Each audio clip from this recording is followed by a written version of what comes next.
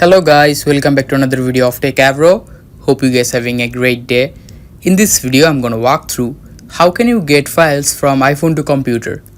So guys, to get files from iPhone to computer, just go to any browser, just like going to Safari browser, and in the bottom search bar just search for snapdrop.net.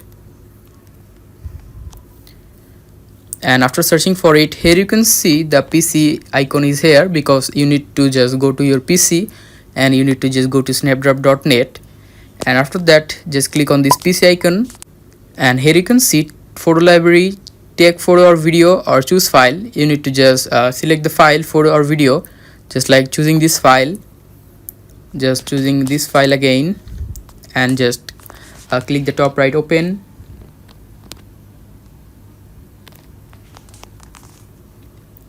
And here you can see file transfer completed.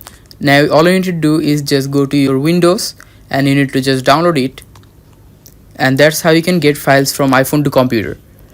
So guys, that's how you can do it. Hope you find it helpful. If you find it helpful, then give a thumbs up and don't forget to subscribe Techavro. Thank you very much for watching this video.